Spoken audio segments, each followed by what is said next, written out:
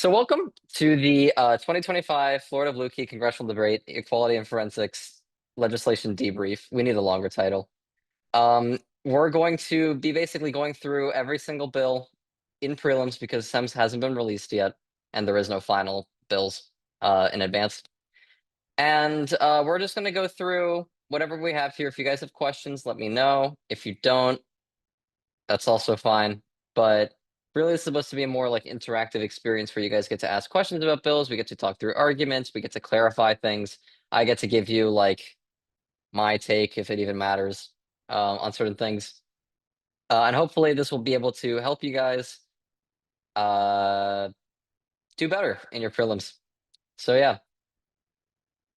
Okay, so I know that there's also been a preset docket. I do want to clarify that just because there is, or not a preset docket, there's a docket group chat. Just because that there is one circulating on Instagram does not mean that that's the official docket. So that's a little bit of a disclaimer.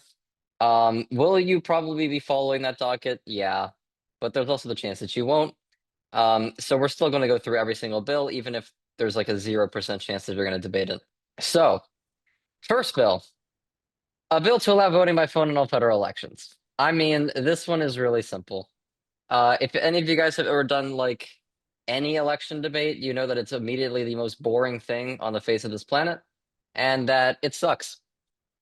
Doesn't mean it's not an easy debate though, because really, stock F, stock neg here is basically the first thing that comes to your mind. It's just like mobile voting makes voting easier and more accessible to all sorts of different people. And then the neg is just going to be like voting is by phone is bad because it's more easily hackable. You can increase voter fraud. It just becomes like a whole other issue, right?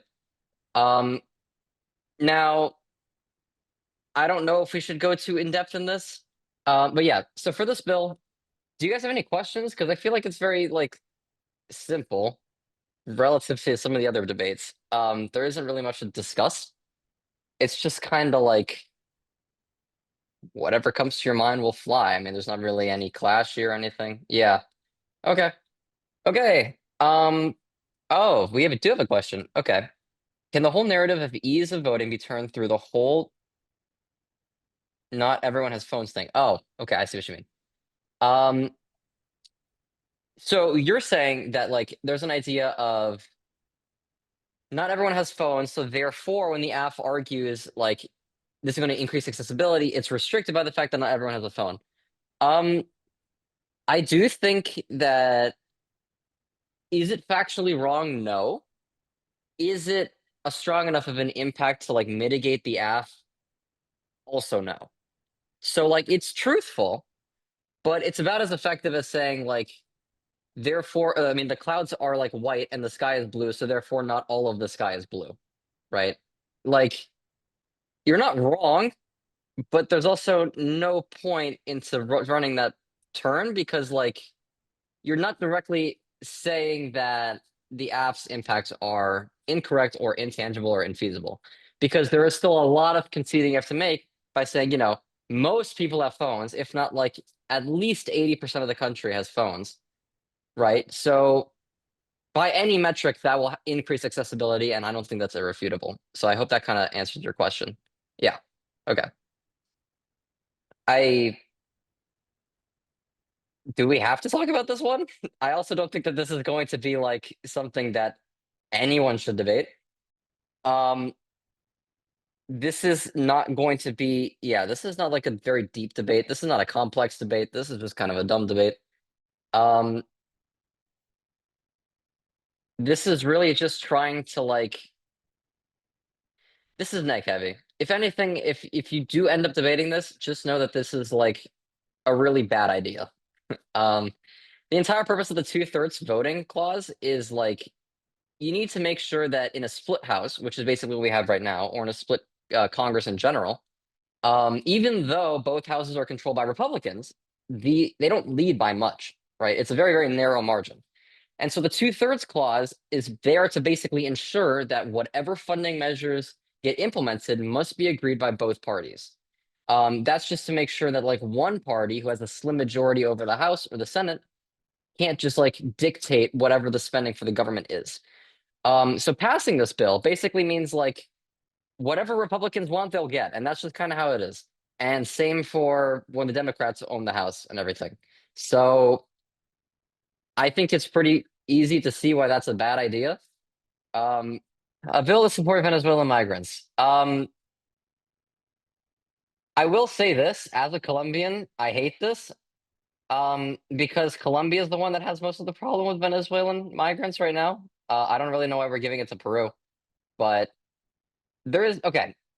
From an idealistic, Mother Teresa kind of standpoint, this is a very good idea because this is helping a government that is being overwhelmed by migrants. It is no, Matthew, it cannot. This is everything in the bill is about Peru. You can't just change it to Colombia.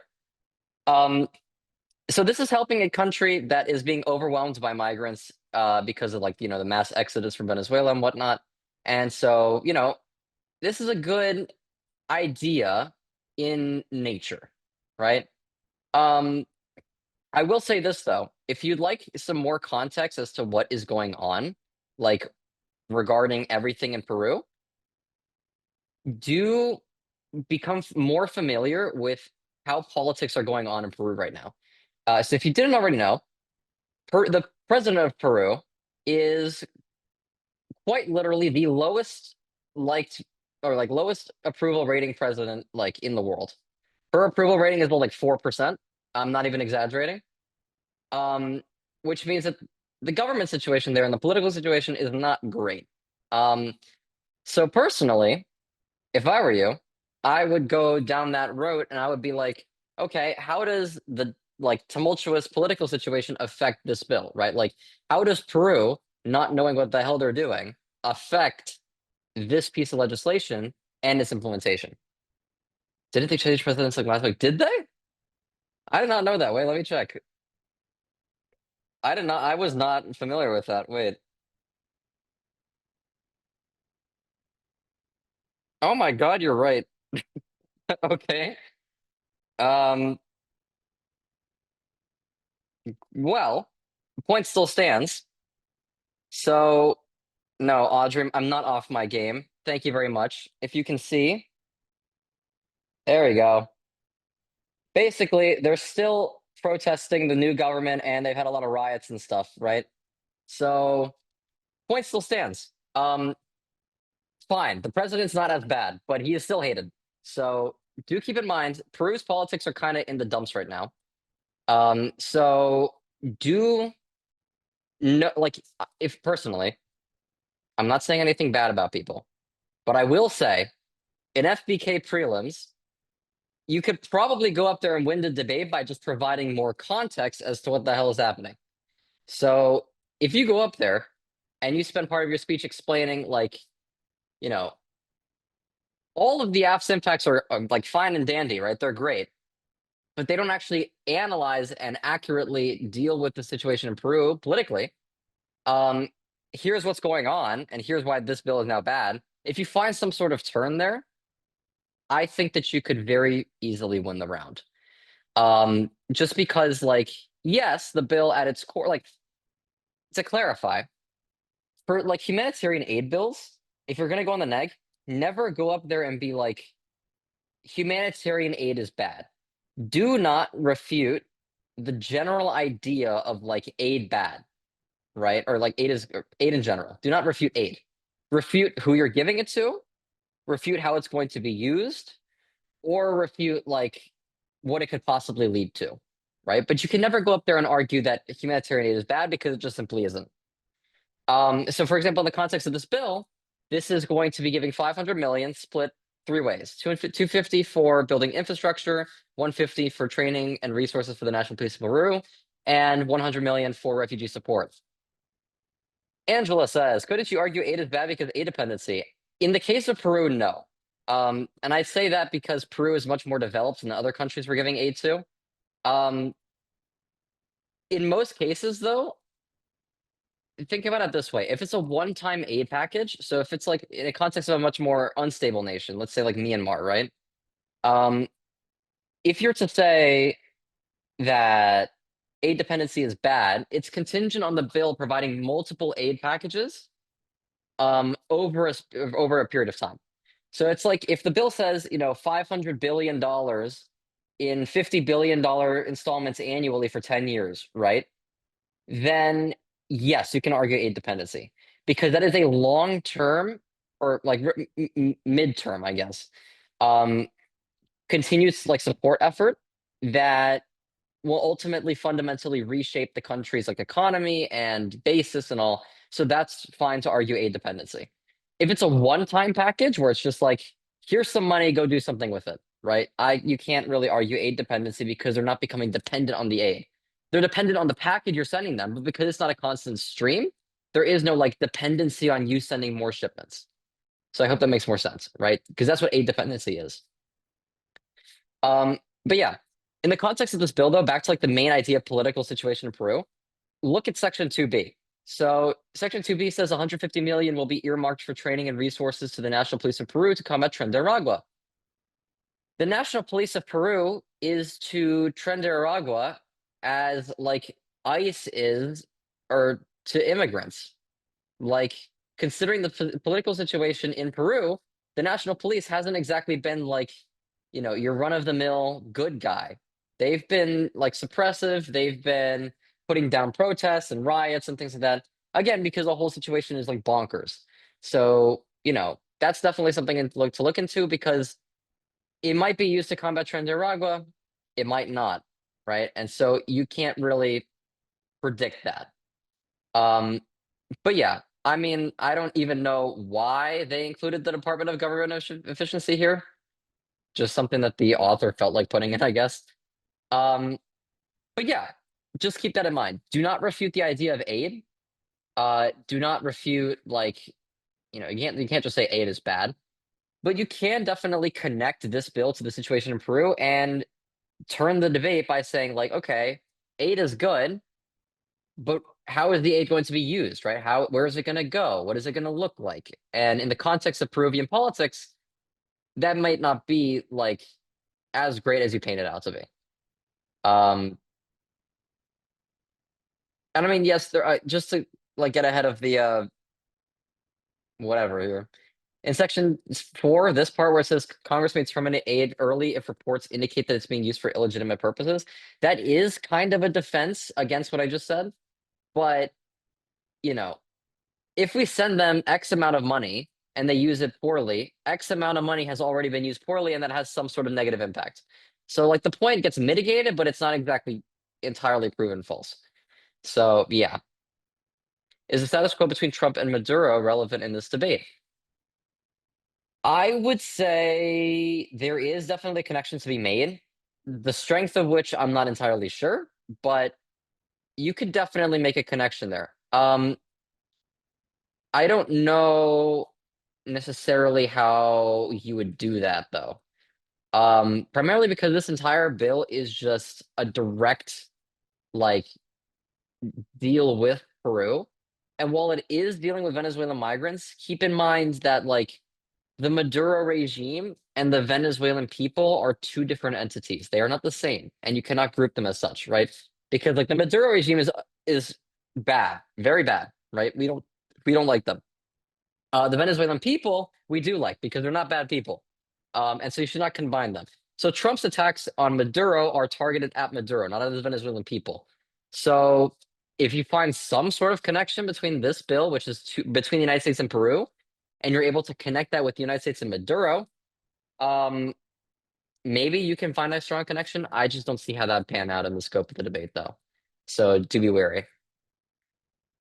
Okay, sure. Any questions about this bill? Ideas, comments, concerns? Okay, assuming none. Let's go. Do you think Section 2A is relevant?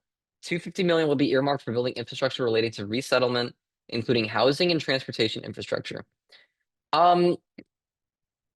That's part of the section that I wouldn't touch, or part of the bill that I wouldn't touch, right? So like, for example, if I'm on the neg, here's how I think this would play out. So if I were there giving a sponsorship, right? I would definitely talk about Section 2A. That would be like half of my solution block. I'd be like, Peru is overwhelmed. They're not able to handle the influx. So let's give them what they need to do so, right? With Section 2A of my legislation, we're going to build X amount of houses to provide, shelter for X amount of immigrants and make sure that they are able to find footing in a new life in another country, right?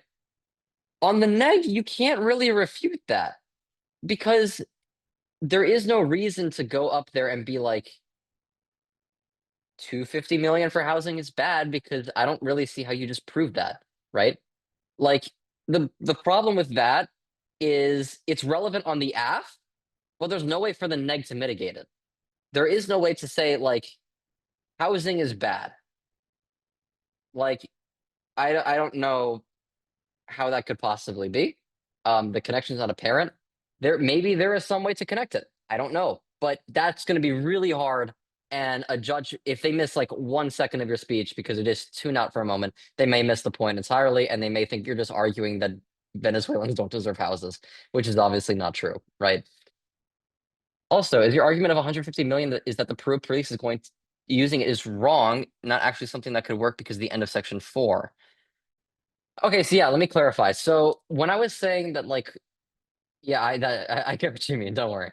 What I meant was Section 4, like the second sentence of Section 4, when it says Congress may terminate aid early if reports indicate that it's being used for illegitimate purposes.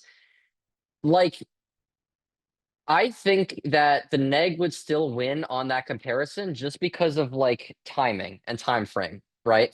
So let's talk about this logically. So let's say that this bill does get passed and it gets implemented January 1st, 2026, right? We start sending Peru money.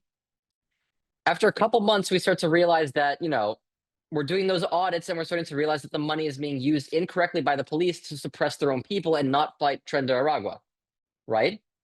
By the time we are able to like find out and realize that Peru is using the money poorly, to see the tangible effects of what they're doing, it's going to be like May. It's going to be like June, right? And that's really conservative. So, or sorry, not conservative. That's like really, that's a really liberal guess. So you could definitely argue that just off of timing, like even if we terminate aid early, that period of suffering will be directly caused by us, right? And there's no way to reverse it. We can't take back the money we already gave them. They're going to use it to empower themselves even further. And now look what we've done, right? So I do think that Section 4 mitigates that point from the AF's perspective. But does it shut it down and win the point? No.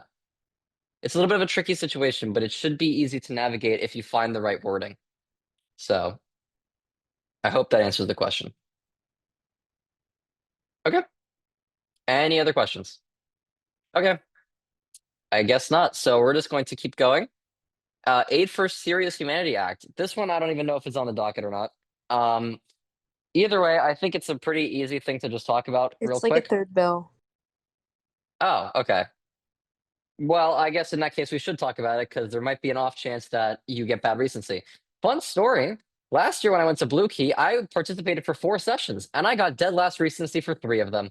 So I complained to Tab Room and they're like, womp womp. So I just had to deal with it. And then I dropped stems because my judges that said that being grateful was overrated. Oh well. Aid for Syria. So this one, if you guys were in my advanced class, you already kind of know this. This bill is kind of weird to me. Trump dropped sanctions. So yeah, I was going to talk about that. So as far as I've heard, Trump did drop sanctions on Syria, and he's been working closely with the Syrian Transitional Government, which is in the bill known as the interim government of Syria. I guess this is just reinforcing that. This is one of those weird situations where in bills where like things already happened, you kind of just have to ignore it because it's not really a point that can be used for or against the bill. For example, like no tax on tips. Yeah, Matthew read my mind. Like, there is not really an argument for or against the bill by saying we already did this, right? So if I were you, I just kind of ignore that Trump did it already, and I'll just be like, this reinforces it. This makes a congressional action or something if you need to bring it up. But yeah, Wait, I mean, Seabass, again, why wouldn't you just yeah. amend and then say only talk about the 2 bill in direct aid?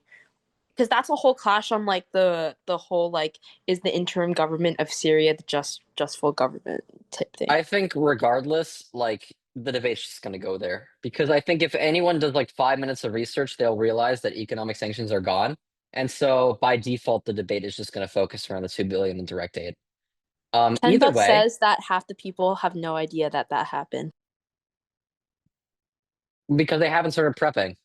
Dog, you do realize that like everyone's gonna prep like the day before the tournament, right? Or No, like 10 while in Bucks round. says that we pull up to the like or the people that are going pull up to the round and like 10 out of 16 people in the prelim just pretend like nothing happened.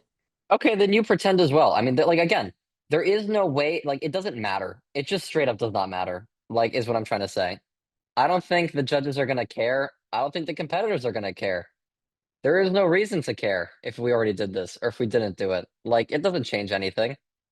Either way, the biggest point of contention on the bill is the 2 billion in direct aid, because like on weighing, that matters a lot more than lifting up sanctions. Lifting up sanctions helps a country rebuild its economy. Giving them aid just throws money at them and lets them do what they want with it, right?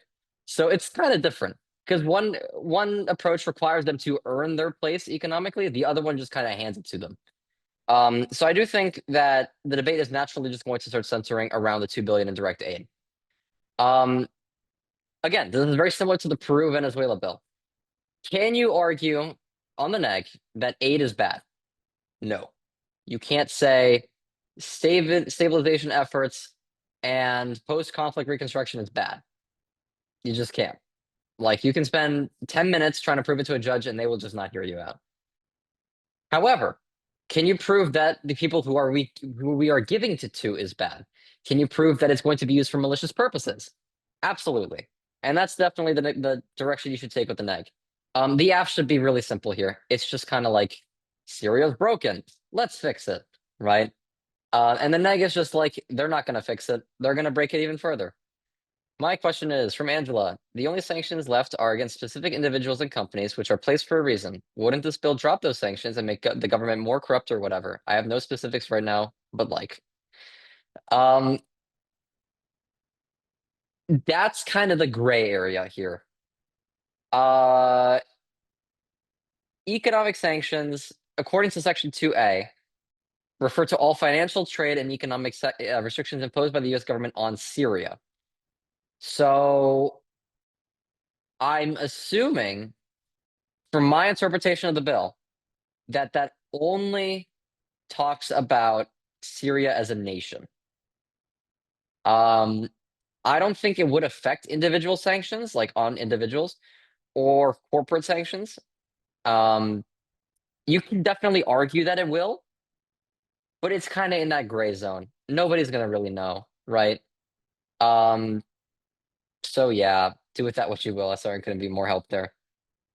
But yeah, this is really simple. AF is just saying aid is good. We help rebuild Syria, right? They could turn into be a very powerful ally in the Middle East in the long term.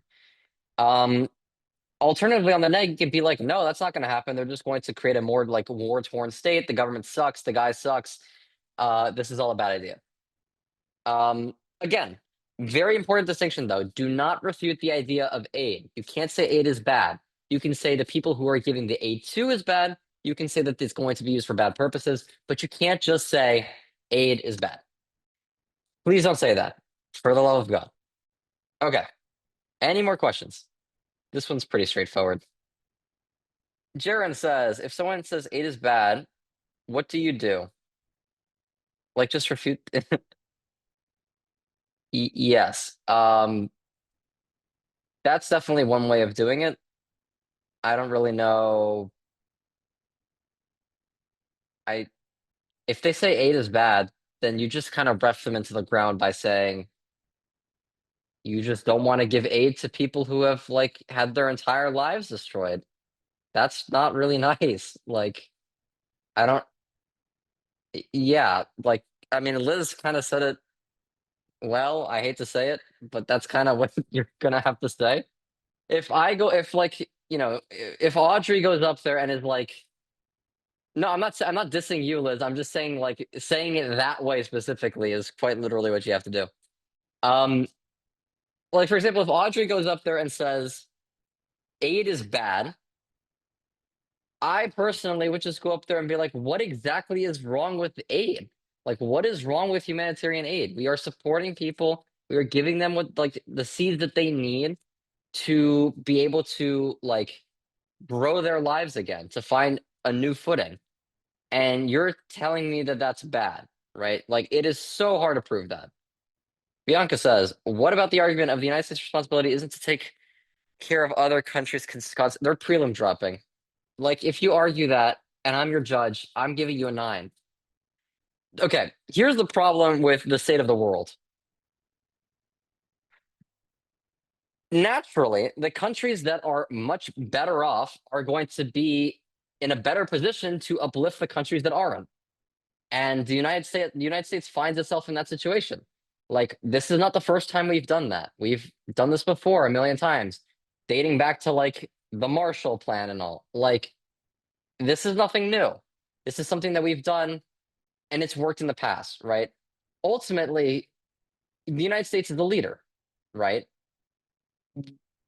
It kind of is our responsibility to take care of other countries to a certain degree because we have the resources to do so.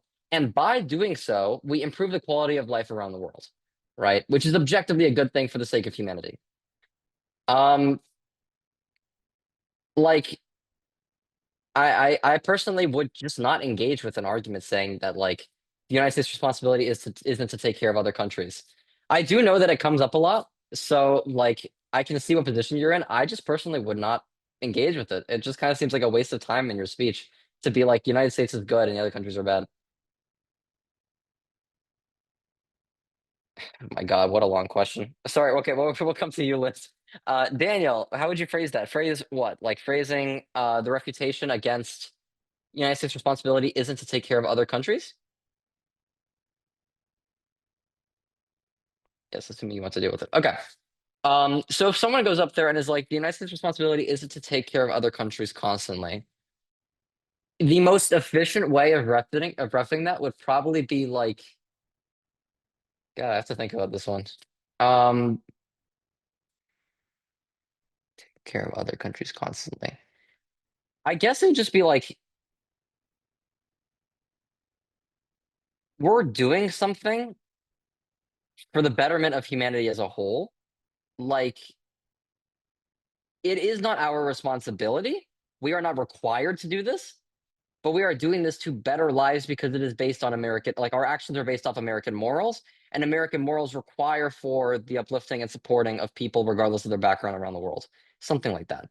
Like, that's the best I could probably do because it's just like, I don't really know. I don't know how to engage with that because I personally wouldn't.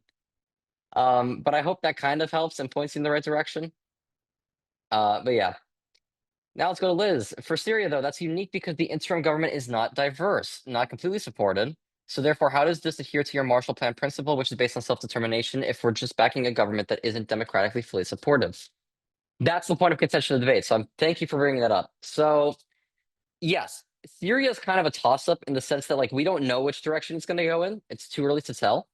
Um, so we don't know if they're going to become democratic. We don't know if they're not. And I feel like that's just like where the debate stems from. That's just something you kind of have to prove in the debate for either side. The AF has to prove that Syria will like adhere to democratic values, and this will be worth our while because they will support us in the long term, right? Like we will be able to work with them for whatever purposes. And then the neg is going to have to go up there and be like, no, Syria is just going to say the exact same. The new government is bad. They're just going to like oppress their people like they always have. And so I can't really give you a definitive answer because there is no definitive answer. It's just kind of like whatever the debate proves. Um, I haven't done like the most in-depth research on this. I do know like what's going on in Syria, but I can't give you like a comprehensive analysis of like, will Syria become democratic or not, right? But it's just, yeah, you can definitely spend time in your speech proving that it will. You can spend time in your speech proving that it won't. It's whatever side you're on and whatever helps you best. So, yeah. And yeah, Liz, you're right. Like when it comes to the whole like it's not a responsibility to take care of other countries. Yeah, it's basically the same thing as saying aid is bad. It's like people are dying. We can stop it. Why not take the chance? I think that's a better way to ref it than what I was saying earlier. Sorry, I Because it's just can't more like concise. I'm like tired of typing, but my question was an extension of Katie's not Katie, Bianca's point, right? Because she says, "Oh, it's not a responsibility of the American people. If anything, it's the responsibility of the American people to uphold democracy, right? If we directly back the interim government, we're then bypassing democracy by supporting a party that's not democratically supported. So we're bypassing democracy with this legislation. So, like, what's the response to that? Yeah, I think that like that's the way to turn the whole point of like it's not our responsibility. So if you were to like frame this out on a flow, right? Neg would go up there and be like, it's not our responsibility to support, right? Af responds by saying, we have the chance to, why don't we take it? You would flip it back around again by saying what you just said, which is we don't know if they're going to become democratic. It's our responsibility to uphold democratic nations. I think the best way to appeal to a judge with that point is saying it's just too early to tell. It's too risky, right? We need to wait this out a little bit to make sure that we're doing the right thing because like it's anyone's game right now, right?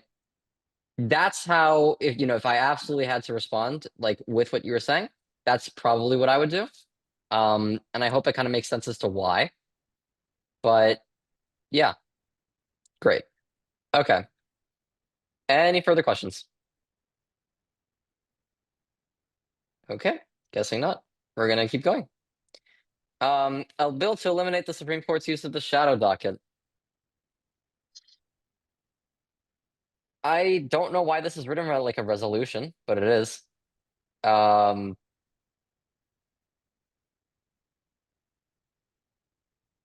I can't give you an analysis on this. This is just way too deep for Not on me. the docket. Good. I was gonna say. All right, we're gonna skip this one. If you guys have pressing questions, we can come back to it later. But I do want to get you guys out of here as soon as possible so you can go do other stuff with your life. Okay, a bill to reform Indonesia's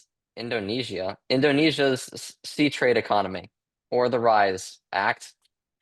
The United States will establish a free trade agreement with Indonesia. Yeah, okay, so this is just like USMCA, but with Indonesia. Um, is there really any questions here? This is just like this is a stock debate. There is no complicated impact to be found here, I don't think. Nothing comes to my mind when I look at this, and it's like a really, really like great, detailed, long-lasting impact that outweighs anything. This is quite literally just establishing better relations with Indonesia, and that has its own pros and cons. Um, I guess what is stock AF and stock neg on rise? Stock AF would probably be just trade is good, right? That's like what the sponsor is going to say. That's what's the first few speeches are going to say. Um, I will, yeah, Aaron. That did come to my mind. I don't know how strong China's presence in Indonesia is. If it is strong, then you can definitely argue that. I think I debated a bill on there's a bill on Myanmar in Emory Sims, and I believe like somebody brought up like it had to deal with like Indonesia's like trade route with them, and somebody talked about like how China's presence prevents us from having a relationship with Myanmar due to their presence in like Oh, I see what you mean. I see. Does this have to do with the Strait of Malacca at all? yeah. Great. Okay, so that's actually an interesting point. I did not think of that. Thank you. Um, yeah, actually, that's a really good point. So, for those of you who don't know, in Indonesia's waters is like one of the most important shipping routes in the entire world. It is up there with like the Suez Canal. Um, and basically, all the ships that like manufacture stuff in like that transport stuff made in China to go to other countries pass through there. It's called the Strait of Malacca. It's Malacca. And I guess the point of contention here is that like if China becomes all like fuzzy with Indonesia, they'll be able to sway the government into, manipulating control over the Strait of Malacca to restrict trade around the world, which is going to have severe implications for the global economy. This bill probably does counter that by by tossing our hat into the ring and by giving us a chance to combat that ideology to make sure that we can keep it open and keep the global economy going. You will definitely need to spend a lot of your speech proving that link chain, because that is a pretty like convoluted point. Is it a good point? Absolutely, I do think it works. But do keep in mind that you're gonna have to spend a lot of explaining time. Daniel, who is the one trying to limit it? China. I don't know if you've noticed or not noticed, but I don't know if you saw in the news, but just a few days ago, they announced that they're going to start restricting their exports for things like rare earth minerals and all. And so that really made Trump angry. And so he announced an extra 100% tariff on China, as always. And so, these kinds of actions prove that China is becoming more and more self-interested with its trade practices, right? They're moving in a direction where they want to have more control over what they send out, where they send it to, because that basically allows them to have a much tighter grip on the global economy and the global trade scheme, which provides them with an insurmountable amount of power over countries like the United States. So this bill kind of does mitigate that to some sort of extent. Angela asks, do they trade anything in the particular that comes across the Strait of Malacca? Semiconductors, REMs. The Strait of Malacca is everything. Everything you can think of passes through there. It is really, really, really important because it reduces travel times significantly.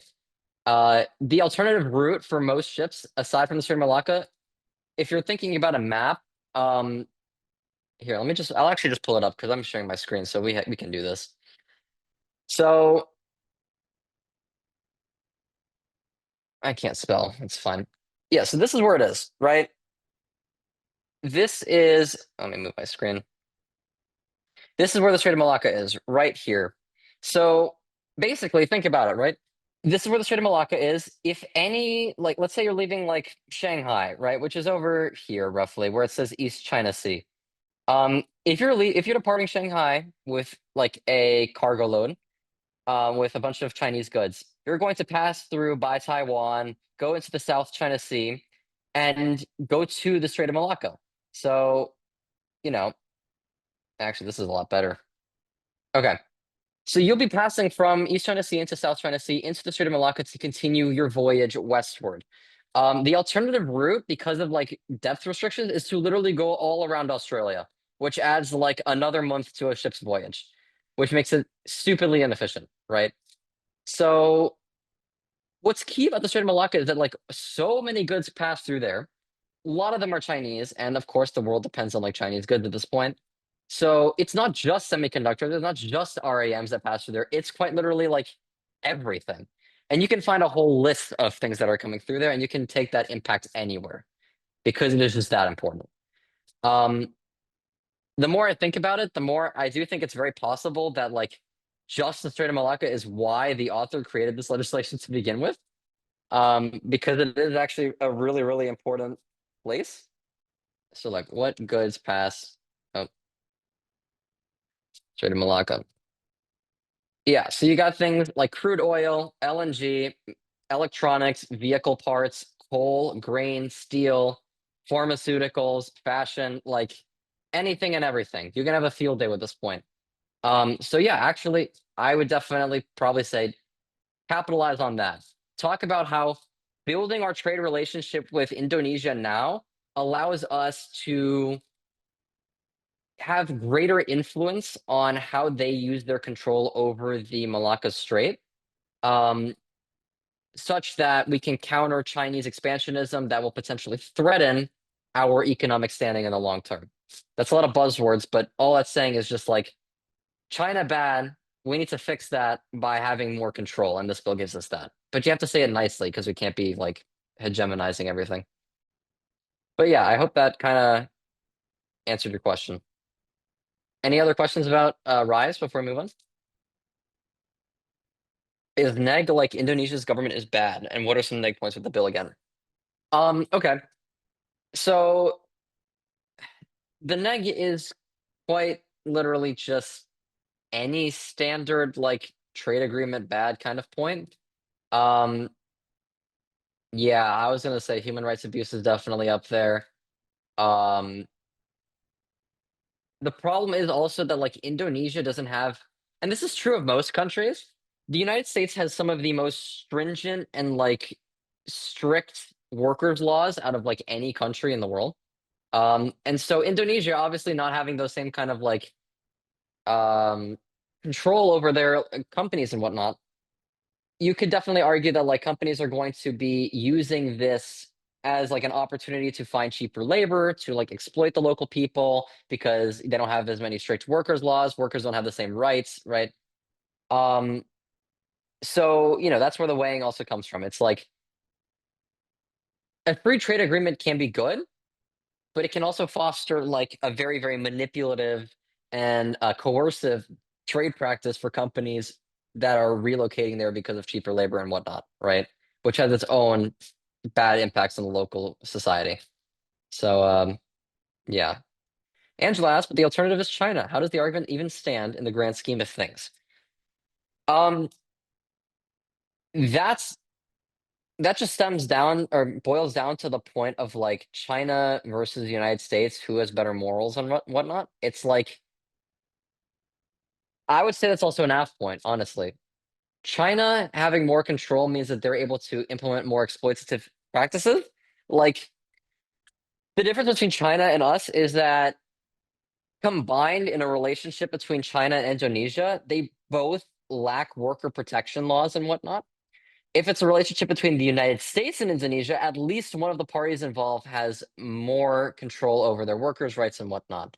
So even if the like if even if the neg argues that the United States will foster more like exploitative practices and whatnot, you can still definitely argue that that's still better. Like the United States at its worst is better than China at its best for human rights and stuff like that. You can definitely make that point.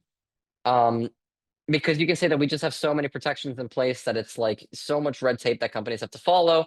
And so regardless of the situation, any US involvement will definitely help mitigate the exploitation that, for example, China may have or try to like exercise. So, yeah, hope that made a little bit more sense. Victor asks, well, since the AF mitigate China exploitation versus UX exploitation, how does the neg prove that labor gets comparatively worse? That's just something you have to research. Just like look at previous examples of us doing things like this with other countries.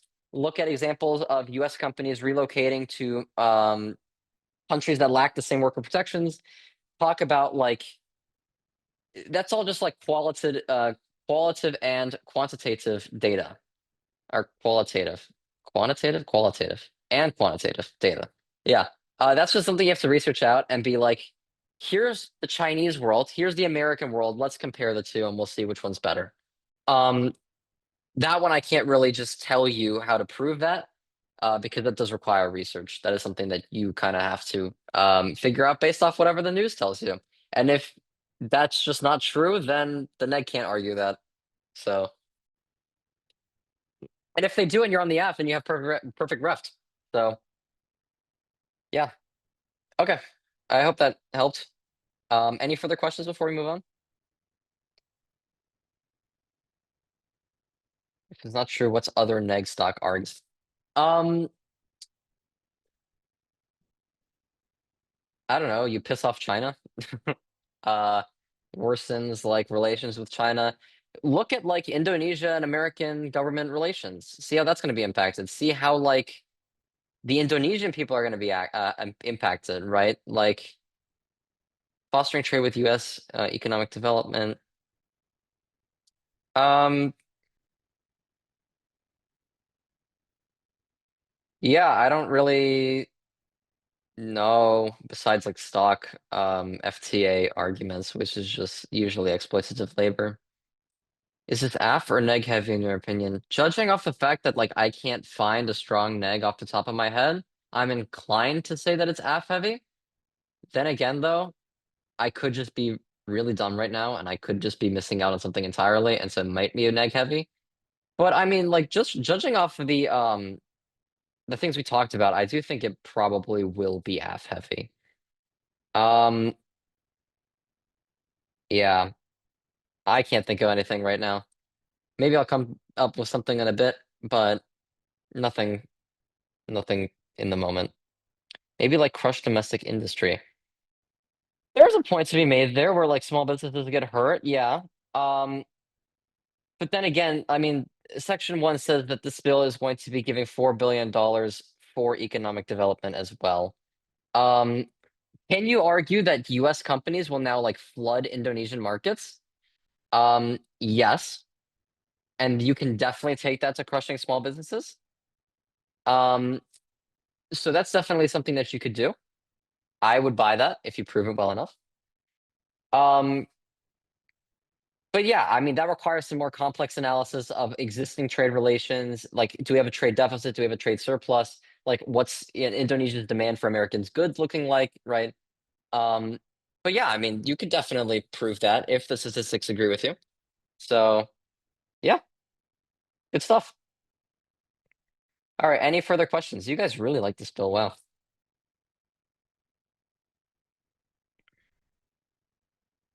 Okay, I think we can keep going. All right, next one, USMCA. Copy paste everything I said and just change it to Canada and Mexico.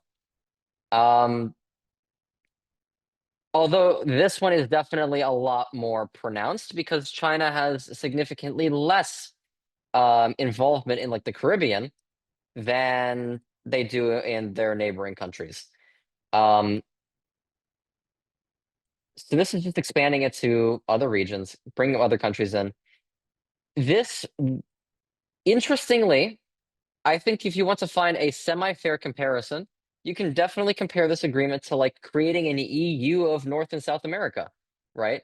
Just like one big group of nations that are all chill with each other, like trading, that like helps other countries develop their economies even further, that builds relations, et cetera, et cetera.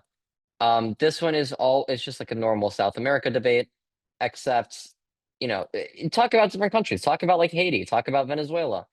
If this bill would probably be beneficial to Haiti, this bill would probably be detrimental to Venezuela, right? Like there are different levels. There are levels to this. There are levels to which different countries are impacted because they have different situations, and you can definitely reference that in your speech, and then boil it down all the way. Amit asks, are there any superpowers looking for control over Central and South America? Not to my current knowledge. I mean, I do know that China, with its Belt and Road Initiative, has been meddling with some countries, but it's not been, again, as pronounced as it has with countries that are like their immediate neighbors. So yeah, I don't really. I mean, just to clarify though, I do also know that the United States has a history of like being that superpower. We have seen in the past where like Guatemala was kind of it just became a banana nation. And what I mean by that is that like a banana republic, it quite literally became a point where uh certain companies like even like Dole came in during like economic uncertainty and basically just employed half the country to turn their main export into bananas. So we kind of have done these things in the past. I mean, you could argue that we are the superpower looking for control. And there are their own pros and cons to that. So take that wherever you please. But right now, I don't think there's anyone that's like actively competing for control over Central and South America. Matthew asks, so stock neg is also exploitative labor? Yeah, I'd probably say so. Um, Exploitative labor. Talk about how some countries are going to be significantly hurt by this, right? Like how Venezuela, for example, is going to benefit heavily because all of their oil industry is controlled by the government, and the government is who? It's Maduro, right? So all the oil money goes straight into like repressing its people. On the flip side, you can argue that this helps certain countries refine their footing. For example, Argentina is kind of like losing its mind right now over its economic situation. So you could definitely take this and be like, this helps countries like Argentina find its footing again, help establish a new basis, right? Like support its people, whatever. Um, yeah, the thing is that this is a lot more broad. This is not limited to just one country. So this is something that like you would have to take on the scale of all the countries that are going to be impacted, which are probably like over 20, I think. Yeah, should be over 20. But yeah, um, I hope that kind of answered this. This is a very simple one. I feel like we have done this topic a couple times in the past. So, do you remember the arguments at Nats? Because I do not. I don't think we debated this at Nats. I was in Senate, so you guys may have had this in House semis. So yeah, I don't think I had to debate that, so I can't tell you. But yeah, sorry. I don't know. I was in a different division. But I didn't debate that. Okay. Fair Act. Federal Act for Independent Redistricting of 2026. So this bill, basically a free state agreement. Yeah, it's just expanding the FTA. USMCA, United States Mexico Canada agreement, is quite literally just a free trade agreement. That's it. So with some other benefits, but yeah, this is just expanding it to all these different countries of Central and South America. Okay, great. Keith, I think you're referring to fair, right? Redistricting is not on the docket? Yeah. Yeah, all right. Well, I mean, we'll still just briefly talk about it. Hereby establishes an independent redistricting commission in each of the 50 states to redraw congressional district lines every 10 years.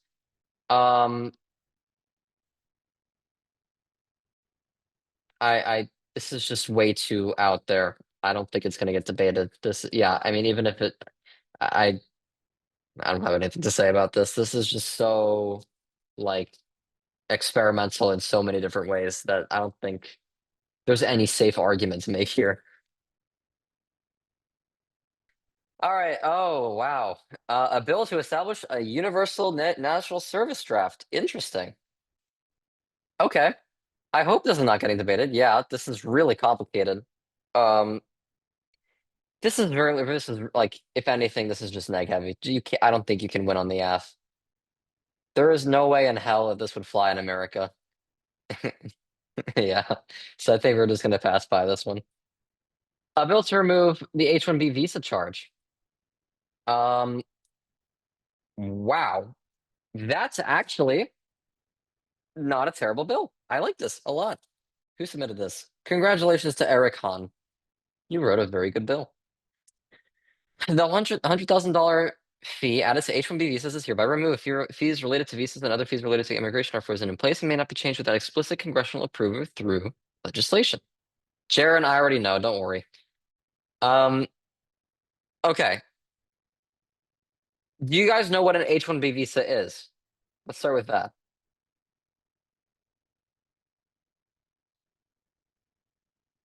Yes, it is. You guys are correct. Good. Just making sure. Okay. You guys know what H-1B visa is. Do you guys understand what's going on with H-1B visas like right now? And why it's a problem? Well, not exactly a problem, but like why is it a point of contention? Okay, so basically our president has been very hard at work actually, to deliberately make it difficult for people of different backgrounds to come into the United States. And I don't mean just immigrants from the South, I mean from around the world. So he's been making it difficult for, people from countries like China to enter into college, right? He's been deliberately doing these kinds of things to supposedly promote American jobs growth, to promote American like access to education. So that's like the whole debate that's going on right now. Um, it's this idea of like we need to start putting America first because there's this constant belief that everything American is being basically taken advantage of by other countries, and we need to cut that out. So, like, people from other countries are coming to study at American universities, and then they're just leaving back to their home country and are not contributing to American society, right? Um, yeah, Angela. Uh, yeah, so this bill is basically making it easier for people to come in on a work visa.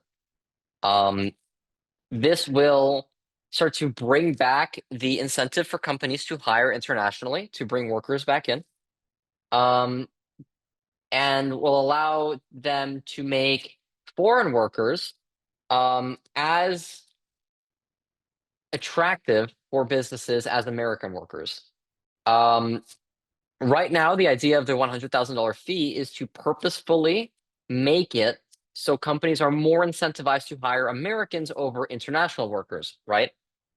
So here's the crux of the debate. The aft basically allows for like, more diverse workplaces. It allows more people to find their footing in America. It does like a whole bunch of things. Basically, any normal argument that you can run regarding like immigrants in America. And the neg is going to say that this reduces the ability for Americans to find jobs. Um, this makes it, more difficult. Here's what I will say. I do think that the aft can pretty easily win this through a couple of turns. So let's go through them, right? The first one being that American job growth is going to suffer. You can mitigate that by saying, look at the jobs report. Like it's god awful. It's really bad. So American jobs are already suffering right now, right? Like there is a limit to how far you can claim that American jobs will suffer under this bill because they're already bad right now. Oh yeah, Jaron. No, I mean like the most recent ones where it was like 22,000 jobs. The one that they published in June, it's really bad. Um, the next point is this bill will make American workers less attractive. The interesting point to turn here is like, okay, if you're assuming that if you put in a foreign immigrant who wants to work in America and an American by side and compare their applications for a position, if you default to assuming that the foreign immigrant has a much more attractive application, there is something critically wrong with the Americans. We should not have to level the playing field by making it purposefully harder to bring foreign immigrants down to our level, right? If you think that foreign immigrants by default are better than Americans for jobs, you need to focus on Americans' education. You need to focus on their like ability to escape the wealth gap, like a whole bunch of different things. You can basically just turn the point by saying, if immigrants are so much better, why not fix Americans rather than bring immigrants down, right? That's like the better way to approach the situation. And I feel like if you frame that well enough, the judges will pretty easily side with you. So yeah, that's pretty much all I think I have to say about this. Do you guys have any questions? Keep dropping this stupid thing. Could brain drain play a role in this legislation? Yeah, so that's what I was talking about regarding like people coming into the United States, study and then leaving. Um, the thing is that this is not a student visa, this is a work visa. So this is not necessarily like brain drain applies mostly to educational visas because you're coming here to study, to learn things, and then you're leaving to go work on stuff in your own country. This is to bring foreign workers in. So it's kind of like the opposite, right? I'd argue that's the opposite of a brain drain. No, he means stealing brains from foreign countries. Um, I don't really know. I don't really know what kind of argument that would be, Jaron. Um, I don't. He means stealing brains from other foreign countries. I mean, in that regard, I do have to say, like, America needs to come first. You're a representative of America, or like, a senator in this case. Um, you need to put your people first. So, like, if your country will benefit from this bill and not significantly detriment other countries, because I mean, let's be for real, like, how bad of an impact is this going to have on like other countries, considering how much like how diverse other countries are, like the immigrants from other countries are. I just don't think that you can make like a tangible impact, and I don't think you'll even find cards to help support that point. So, because most of the brain drain refers to people leaving the United States, right, not coming in. So, yeah. Daniel asks, what about the argument that our job is to serve our constituents above all others, so we shouldn't be should care I can't read. Wow. So we shouldn't care about putting new immigrants below our constituents. Um, I don't know what you're trying to say there. What about our argument that our job is to serve our constituents above all others, so we shouldn't care about putting new immigrants below our constituents? Um, I think what you're trying to say is that we should prioritize Americans, and so like I'm kind of confused as to what your question is. Sorry. Um, can you clarify? Yeah, that's the argument I heard. What was the argument? Essentially, I've heard that the argument that some people are arguing is literally we should put Americans above all new immigrants, so it doesn't matter if we limit the amount of immigrants that are coming in to compete for the workforce. Um, yeah, that's kind of like what I was referring to, but in a little bit of a reverse. Um, when I was doing that comparison of like a foreign worker and an American worker side by side, right? It's like the idea of having the $100,000 fee is to make the American more attractive than the immigrant, right? The problem is that when you put them side to side without the $100,000 fee, right? Assuming the costs are equal. If you're automatically assuming that the foreign immigrant is more attractive, there is a problem with the American immigrant that does not get fixed by just making the other, like, that does not get fixed by bringing the other one down to the Americans' level by adding a fee, right? So, like, rather than bring the supposedly excellent foreign immigrant down to an American's level, why not raise the American to the foreign immigrants level by helping their education, by providing new opportunities, by providing government support, right? Like, that's the much more like beneficial way where like everyone wins rather than just saying, you know what, we're going to make immigrants suffer and pay for this because they're better than us and we're jealous, right? Which is basically what the $100,000 fee is. So, yeah, hope that helps. Any other questions on H-1Bs? Can tech companies offshore tech work? Yeah, 100%. Really for anything. But this is to bring people into the country. So keep in mind, right? They're doing that in the status quo. They'll do that regardless. They can hire people to work for the company in other countries without paying this $100,000 fee because they don't need a visa. The worker is not coming to the United States, so they don't need to pay the fee. So that gets unaffected. This affects like companies bringing in people from other countries. So like if the CEO of IBM goes to like Huawei and is like, yo, we want to steal some of your employees, this fee prohibits them from doing that, right? It makes it much more expensive. By removing that, you're going to give them the opportunity to bring more foreign workers into the United States, which could benefit companies if they deem that it is best for them. Daniel says the problem with that is that it's super bad for them because the people who offshore will generally cheat with AI in the status quo and give them bad work. You're not entirely wrong. There was this AI company that I saw that was like $1 billion startup that got completely busted for being just a bunch of people in a room that were acting as an AI. So that does happen, though I don't think it occurs to like such a large extent to where you can like argue it as any point. So yeah. But it is definitely something funny you can use for an intro if you run into that point and if you want to run that. So okay. Any other questions before we keep going? Nearly there, guys.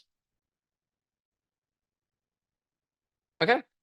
I'll assume that we don't got anything else and we'll keep going. This one is a doozy. Is anyone here a med student? Armand, yes, that was. Is anyone here like interested in becoming a doctor someday or has any background in medical stuff whatsoever? Med school, perfect. Um, I I can't help with this. Ask a med kid, guys. I have no idea how to tackle this. Um, I do not have the expertise to handle this. I'm sorry. But it's just basically like give money to fix disease. I don't really know how you'd argue the neg. So yeah, this should not be on the docket. But yeah, this is self-explanatory. I don't know where to begin with this. Just the best bill on that packet, by the way. So not funny story, but story. Um, believe it or not, the Nazis did this in World War II. This was a genuine tactic that they used because they were doing blitzkrieg, and so they were running through Europe like Swiss cheese. And in order to do that, their soldiers had to be alive all the time, or like awake. So yes, they did quite literally drug their soldiers. If you want to start your research, start there. Look at how that worked for them. I mean, I don't really know where else you'd go with that. I mean, like, actually, you know what? We'll do this together. Wait, why is this? No, here. This was a genuine thing. Yeah, this is something that they genuinely did. So, yeah, Stimulant Decree issued it in April 1940 sent more than 35 million tablets of these things to fuel, the soldiers. Some of them were on methamphetamine, and some were like on strong anesthetics, right? So this is a place to this is definitely somewhere you can start your research because you have some precedent, which is something. But yeah, like that is definitely a place to start. That's like the only background random knowledge I have regarding this. For the love of God, do not run a Captain America intro because I swear to God, everyone will run a Captain America intro. Okay, 1 second. Angela says, I don't know how good it is for your case to point out the Germans and the Japanese used meth when they both like lost the war. No, yeah. I'm not saying this also goes with Jared. Don't use that in your speech. Please, for the love of God, do not. I'm just saying to guide your research. Do not mention like Hitler did this. Don't do that, okay? Don't no. Just use it as like a basis to see, maybe that will give you some like pointers as to where to start looking. And this will definitely like this is to help guide your research, but do not use that in your speech. Yeah, because someone will definitely will, and they'll probably get dropped for it. Benjamin says, "Well, I'm sorry, I'm so geeked. Can someone give me a recap on the expanded USMCA?" Yeah, so I'll go through this really quickly. USMCA, all it is just a free trade agreement. So you're expanding the free trade agreement to encompass all of the countries of North and South America and the Caribbean, which has its own benefits and drawbacks. Benefits being that you expand the economies of the countries that you're affecting, and the cons being like you're going to increase exploitative labor. You're going to, all sorts of different things that are just like with a normal FTA debate. I kind of like lost my train of thought regarding that. Sorry. Don't we already have FTAs with all those countries? No, it's just Canada and Mexico right now. Some Caribbean countries, yes, I do think. I'm not entirely sure which ones are those. And some South American countries, but this is just all grouping them under one thing. Think of it like an EU of like North and South America. So yeah. Okay, Jaron says, what is the answer if someone points out that he used it? I just personally would not address that at all. Just play it safe. Like, if you get a sensitive judge, that doesn't appreciate that, it's just a bad strategy. So don't do it. Is it for sure drop? I would imagine that this should be a drop. Yeah. I mean, unironically, this is not like the worst idea. This is not like a bad idea when you truly think about it. Like it is silly, but it has a slight amount of merit to it. And so there is a debate to be had. Do I think you should have the debate? No. Like, why are we debating giving our soldiers meth? But do be ready because anything can happen at Blue Key. So yeah, I guess we can move past this one if you guys are good with this. Okay, let's keep going. Okay. Yeah, this is just like a standard bails bill. This is eliminate bail. If you were at Nats, you probably debated this, maybe. No, you didn't, did you? Yeah, probably. No, I don't remember. I didn't, but some chambers did. Um, this is just, you know, for all this who are not on Nats, what's the strat? Okay. AF is just like bail is hard to pay. It's unfair. It does not work for people of like low income backgrounds. To eliminate bail gives them, it follows that notion of like innocent before proven guilty. It's this idea of like you're locking someone up before you've actually like proven them of a crime or convicted them. That's plea bargain. Oh yeah, sorry. Okay, no, sorry. Nat's finals was bail. We just didn't debate it. We didn't debate bail for Senate. We didn't debate bail and mental health. So yeah. Yeah, this is just basically saying we're eliminating bail, which is just they'll have to come to court, they'll have to get convicted before they can be locked up. Yeah, Armano's right. Like bail kind of does favor rich communities and those who can afford expensive lawyers. Because like for example, let's say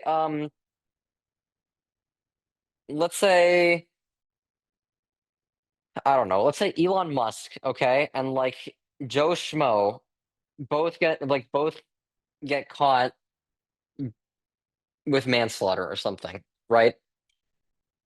If they both get paid like set at like a $100,000 bail, right? Elon Musk can pay that in a heartbeat. And so he'll be able to walk free until his court date. Joe Schmo, who lives in a van down by the river, probably can't afford $100,000 bail. So he's stuck in poor conditions in a jail cell until he can get until he can get, a case in a courtroom. The problem is that because of the backlog um, in the court system, so many people who are being held in prison or held in jail with because they can't pay bail, they are there for a very long time and they can't get out. They can't live their life until they have their court date. And a lot of the time they might be proven innocent. So they just wasted like so much of their life not getting any compensation and just to be proven innocent in the end, right? So the idea of killing bail, which is definitely a nod to the movie Kill Bill, the idea of killing bail is just to make it much more equitable for people of different economic backgrounds so that the Justice Department remains blind to people who have more or less money, right? So now I'll go through the questions. Let's see. Angela says, definitely point out the fact that low-income people are more likely to be in prison and unable to pay bail, so they're going to lose income. Precisely what I was saying. Right on track. Armand says, worse yet, even if neither is given bail, Elon Musk can afford the legal team to get it, and Joe can't. Also true. That's the extension of the argument. So, it's just all about the wealth gap. Alex says, okay, but isn't there usually bail denial in cases where people shouldn't get to walk because there's a flight risk and bail says you can pay with other ways? Yes, but the flight risk on a case-by-case basis, right? Like a large portion of cases are not flight risks. So like you will be able to like pay some sort of bail and walk free for like the vast majority of cases. There is a very, very small percentage that is actually like a flight risk in comparison to all the other ones. And those are for like the worst of the worst, right? Which like shouldn't be changed. Yeah. Okay. I guess there's no more questions about this.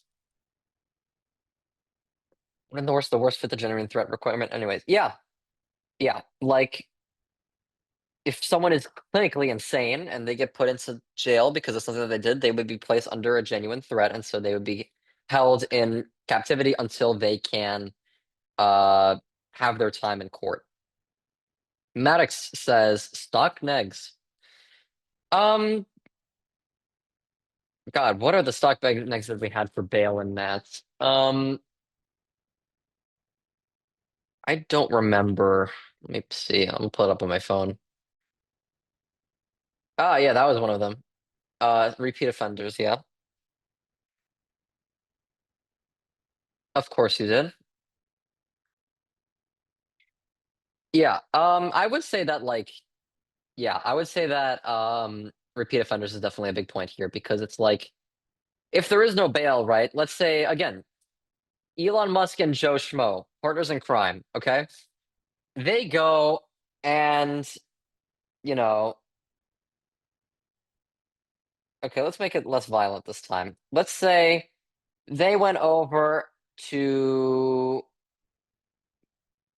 I don't even know, man. Could it possibly be? They made an AI video of like defaming Katie, okay?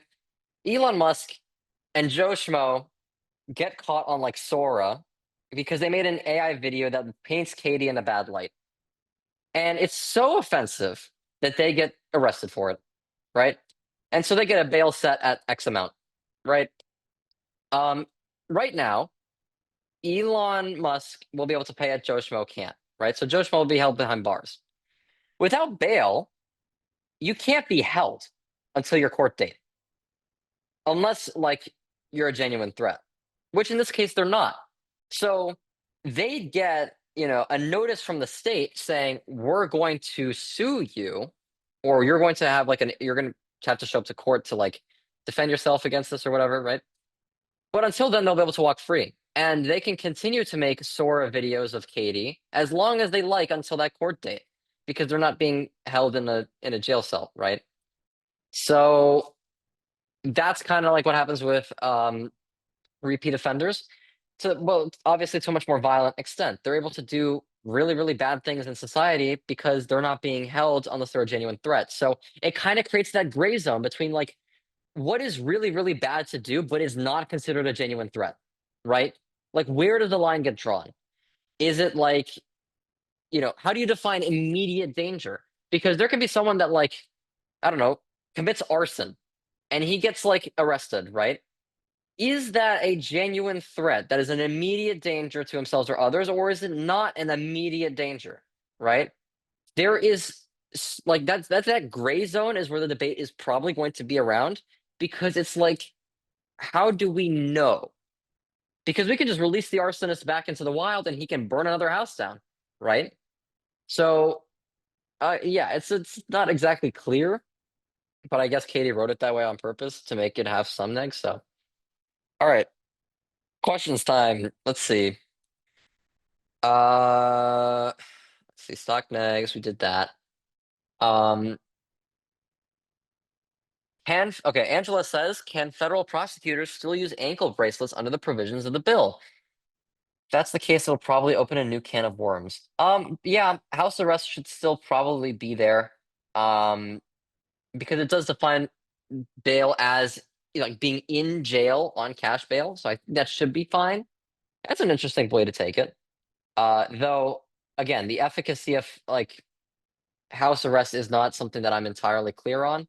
So yeah, I'm pretty sure I came across a stat that at one point that ankle braces can cost more in bail due to false alarm fees and stuff. Yeah, that's what I was figuring. So research that on your own, see where that takes you. But I do think that that's a good basis for an argument.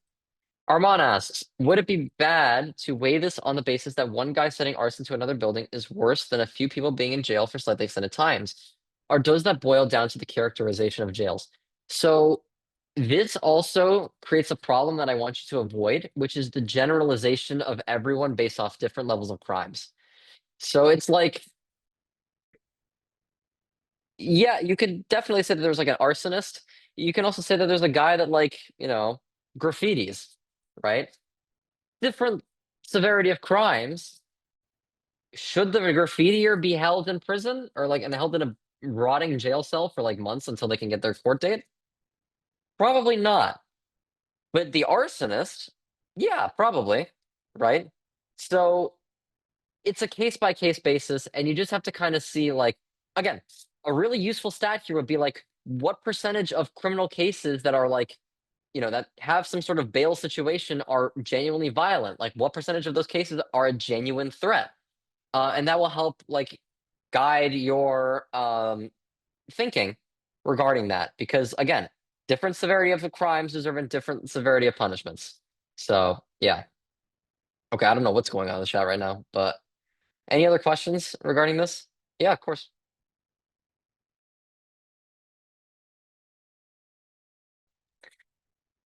Okay, Qatar. I Do we have to talk about this one? Like, do we not see the very obvious problem here? It's on the docket, really. Limiting all forms of trade with Qatar. I I um this kind of just eliminates one of our biggest Middle Eastern allies at like literally the worst time. That's a pretty big problem.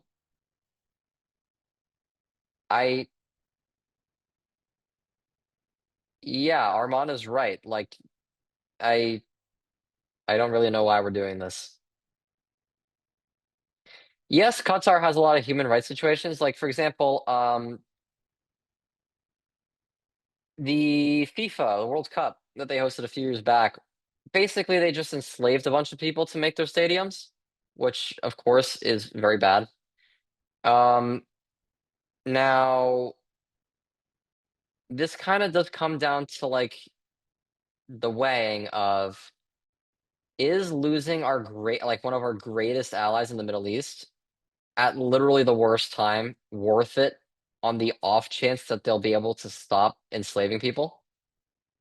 There is an argument to say that it is, but considering like the geopolitical importance of Qatar, I don't think that, like, unfortunately, right? I'm not saying I'm pro-slavery. Please do not take this out of context. I am 100% against slavery.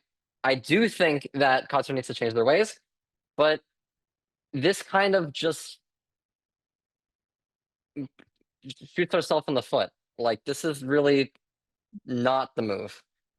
I'll go through the questions in the chat now. Let's see. What about them very obviously funding terror groups from Benjamin? You could definitely take that to a point.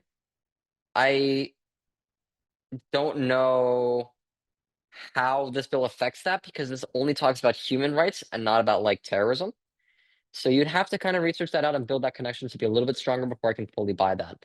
But definitely do check it out because it could develop into a pretty good argument. The Qatari ambassador told me that they follow human rights. Matthew, watch the John Oliver segment on FIFA last week tonight, the show, and you'll see it is very, very depressing about what they did during the World Cup. Let's be honest though, if we break it with Qatar, China will pounce on the opportunity and nothing will change from Arman. Yeah, probably. Now, I mean, on a personal note, I do think that like Qatar would be a little bit more careful with, getting all fuzzy with China. They're not going to like immediately jump on the opportunity, but it is definitely probably something that's going to happen. So yeah. Angela says I'm 100% against slavery, but no, I didn't say that. I didn't say that. I'm just saying that this is like the wrong way of doing the right thing. That's all I'm saying. Please do not cancel me. Any questions on Qatar before we move on? Is the Qatari ambassador a good source? No, Matthew, it's really not. I'm sorry. I know you like the man, but they do not follow human rights in Qatar. Matthew, there's a And reason it says ambassador, bro. And also, I mean, that goes to say for many Middle Eastern countries, it's not just limited to Qatar. It is kind of something that's been going on in the entire region. So do keep that in mind. Guys, get your info on this bill from even Al Jazeera posted an article saying that like they're abusing people. It's true. So yeah, I mean that's more fine than citing the Qatari ambassador though. Okay, second to last bill, a resolution to protect consumer privacy. So Harry, who is in the chat with us right now, I think, I'm not entirely sure. Hello. You just copy pasted this from Yale. So if you guys went to Yale, this is the exact same bill. Yeah. I personally really do like this bill. I won my sem, so thank you, Harry. I don't even know if you wrote the original one, but if you did, good job. What does the CCPA do? Okay, so this is called the California Consumer Protection Act, I believe. Yes, California Consumer Protection Act 2020. The CCPA is basically a bill that mandates companies give consumers a couple of rights with their online data. One being that upon request, they can get their data deleted that the company has. They can opt out of their data being sold from one company to another. And there's a third one. What's the third one? Did you write it in the bill?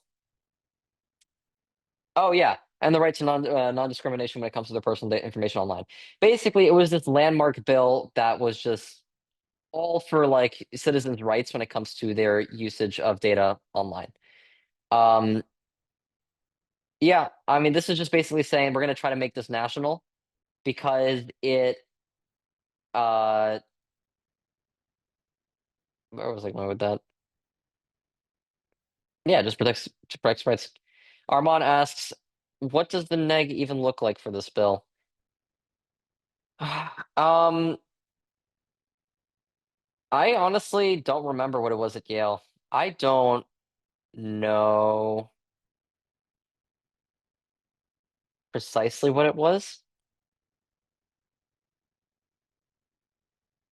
Yeah, Bianca's right. That did come up. It was cybersecurity protections and having to pay for that. Companies would suffer, which is not entirely wrong, but it's like it's worth it. It's a worthy investment in my eyes. Honestly, I just think this is all around a good bill. I also don't remember what the neg is. Sorry, and I also can't think of anything on the top of my head because I ran an F. Yeah. So Matthew, so the CCPA basically does not affect small businesses. It does have a clause in it that says, what was it? It was businesses with less than 50 employees or makes less than $50 million in a year or has less than 100,000 profiles in its like data, something like that. Yeah, so all those kinds of companies are exempted. If they meet one of those three clauses or more, then they get affected by CCPA. But yeah, small businesses are largely unaffected from this. Okay, any other questions on CCPA? Okay, I guess we can move on.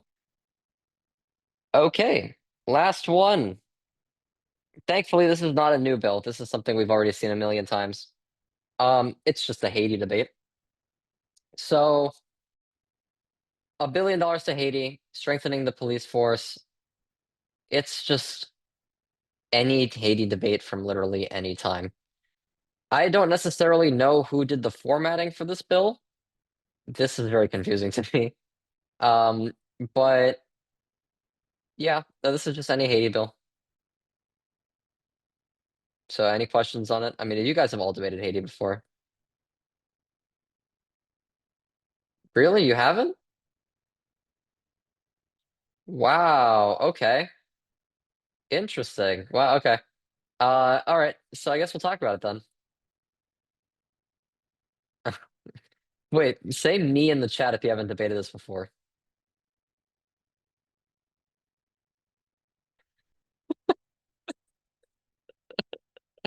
Oh my God. Okay. All right, then we do have to do like a genuine breakdown of Haiti then. Wow. That's like 8 more people than I was expecting. So, all right, where do we start? Haiti right now is in ruin. It's basically completely destroyed because the government is powerless, gangs run everything, the police is crumbling. It is quite literally anarchy. It's a very sad situation.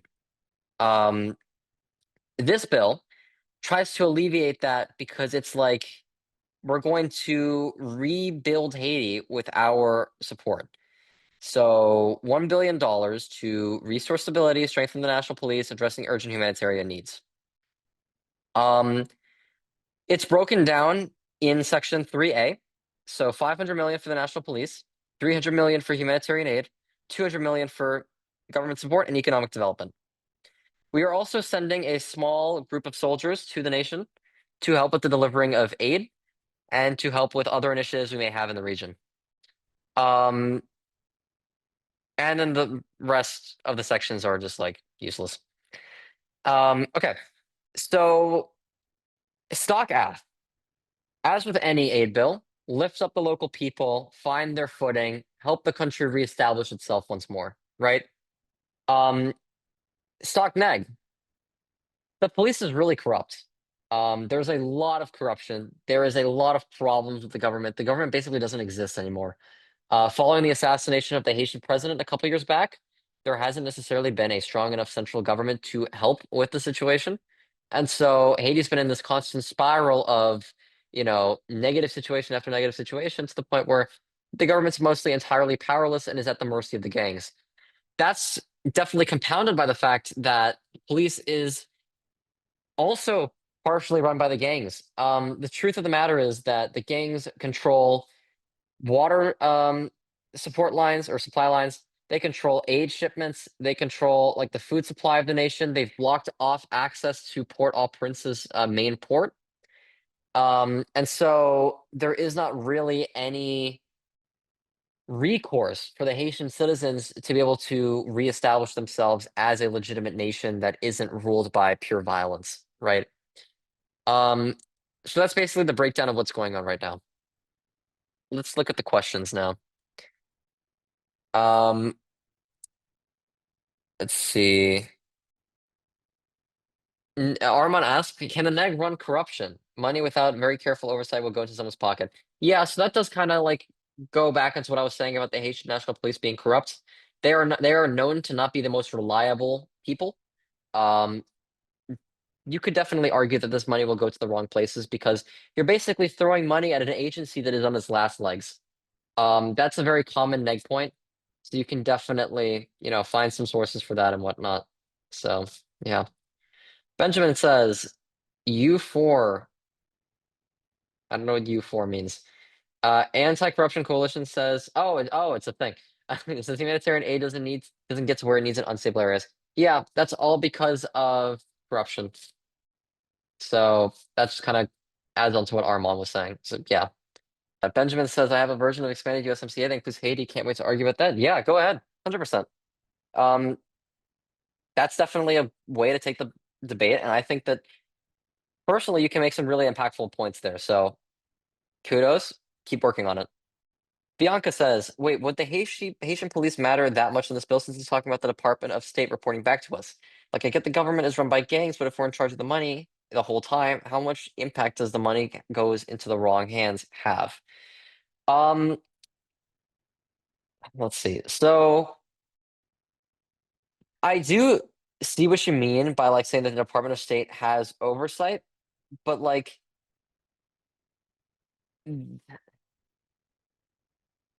this kind of stems back to that other bill we were talking about earlier, which I don't remember which one it was. It was Venezuela. But it was like the same thing as Venezuela, where we're talking about like, we're still giving them some money, and if it's used wrong, that's X amount of money that has been used incorrectly that has hurt people, right? I do think that like government oversight is restricted by also the fact that like it's dependent on having another body, being the other government, working with the United States to provide the information on like audits and all that. And because that doesn't necessarily exist in Haiti's framework, I just don't know how strong of an argument saying the Department of State has got this, we're fine is, right? So I hope that helps a little bit. There are 18 chats that I have not seen. I don't know if that's y'all like arguing or something, but I'm gonna have to catch up on these questions. So I gotta go a little bit quickly. It's Alex says it's just AF help people, neg corruption makes it so nobody gets helped. Basically, yeah, at its core, that's essentially what the debate always boils down to. The Haitian National Keith says the Haitian National Police are in gangs because all food and aid gets stolen from gangs, so they are in them primarily because they need that food and water. They have mouths to feed. Yeah, exactly. Keith has hit this nail on the head. Basically providing an alternate lifeline because basically gangs created the problem and then posed themselves as the solution. So they're basically saying, like, we're the ones creating the violence. And if you want to get out of the violence, join us, work with us, and we'll give you food, we'll give you water, we'll give you all of that because they're holding everything in control. And so if you give like the ability for people to rely on a new lifeline, one that's backed by the Stars and Stripes, you'll be able to reduce the incentive to join gangs and therefore undermine their ability to rule a country in the long run. So yeah. Bianca says, yeah, but it doesn't say Haiti's Department of State. I don't even think they have one. Yeah, that's the point though. Like our Department of State is fine, right? They've got this, but these audits require us to cooperate with like another government, and the other government doesn't exist, which is why it's a little bit of an odd situation. So can you argue that the Department of State's oversight will be enough? Yes. Would I personally run it? No. I just don't think that like there has to be some sort of limit as to how much we can like know and see about Haiti. I mean, it's definitely arguable. I would not hate you for running it, but you definitely have to like create a much stronger link chain to prove like the Department of State can and may and will do a good job auditing. And like that alone is enough to ensure that like our aid will be fine. Right. So yeah. Daniel says, is there any way you recommend to get the background knowledge needed for foreign-based bills? Look into the country's history. So for example, when it comes to Myanmar, Haiti, anything, look at how the conflict's developing, understand like what the situation is like right now. That goes for other conflicts too, like Israel, Gaza, like Ukraine, Russia. Analyze and understand how things are playing out right now, because in a developing conflict, the most recent arguments will always win, right? And that's just like pretty self-explanatory. So research the country's history, understand our relationship with them as the United States, understand like maybe what we've done in the past, if applicable, and understand like certain reports. For example, Council on Foreign Relations is always like a fantastic resource to go to for these kinds of things, because they've got everything and anything you might need to answer all of your questions regarding foreign policy with the United States. So definitely check that out too. Benjamin just recited the Yemen aid intro. How have you guys never heard this one? I think Enon was the one that made it from our school. Yeah. It's like he said, it's like when life gives you lemons, you make lemonades. So when life gives you Yemen, or when the US Senate gives you Yemen, you give Yemen aid. Pass to give Yemen some much needed aid. It was something like that. I don't know. It was funny, but don't run that, please. Maddox says, gotta head out. Thanks so much. Took hella notes. Of course. I'm glad that you got some help out of this. And Keith says, and half the gang's population is children. Yeah, that is true. It's pretty depressing. So yeah. Alex says usually auditing doesn't work. Yeah, it's hard to prove. So I personally wouldn't run it. But if you were able to find like some really cool link chain that proves it, run it. No problems there. And so yeah, that catches up on all of the questions. Just to make sure, stock neg on Haiti is the National Police's weak. Yeah, basically. So yeah, at its core, that's basically what it is.